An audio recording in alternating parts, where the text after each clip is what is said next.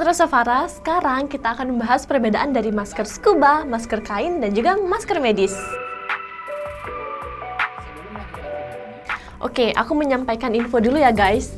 Jadi penelitian telah menunjukkan bahwa masker satu lapis seperti scuba dan buff tidak efektif untuk mengurangi resiko penularan virus corona atau sama buruknya dengan tidak pakai masker. Dalam penelitian yang dilakukan oleh ilmuwan Duke University, buff dianggap tidak dapat mencegah droplet atau tetesan pernafasan yang keluar dari mulut saat kita berbicara.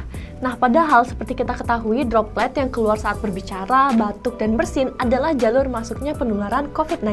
Pemimpin studi sekaligus spesialis pencitraan molekuler yaitu Martin Visser juga memastikan ketika orang berbicara dan droplet keluar dari mulut, artinya risiko penularan penyakit akan tetap tinggi. Sementara itu, hasil riset yang terbit di jurnal Science Advance edisi 7 Agustus 2020 menunjukkan buff merupakan jenis masker yang paling tidak efektif mencegah transmisi. Nah, hasil studi menunjukkan bahwa masker buff hanya memiliki efektivitas 0% sampai 5% saja untuk menangkal virus. Sementara itu, masker scuba yang terbuat dari kain yang memiliki serat yang lembut dan halus juga dianggap kurang efektif karena dapat ditembus oleh virus dan polusi. Nah, sama seperti buff, masker jenis scuba ini juga memiliki efektivitas 0% sampai 5% saja untuk mencegah penularan virus. Efektivitas masker buff dan masker scuba memang jauh dari yang diharapkan untuk menangkal virus corona.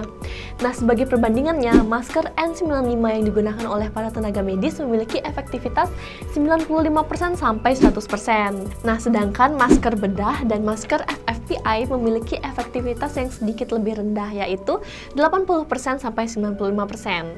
Nah, untuk masker yang berbahan kain, sangat disarankan untuk menggunakan 3 lapis kain. Nah, masker ini memiliki efektivitas 50% sampai 70%, yang tentunya lebih tinggi jika dibandingkan dengan masker scuba. Nah, semakin rapat benang pada kain, maka akan semakin efektif masker kain tersebut untuk mencegah virus corona. Jadi, pembuatan masker kain harus memperhatikan jenis kain yang akan digunakan.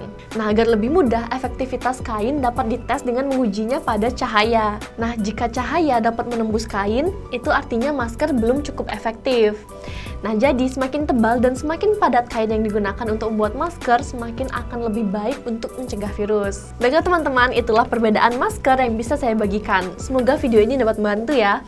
Kalau kalian suka video ini, kasih like-nya dan klik subscribe dan tombol loncengnya ya. Bye, see you next video.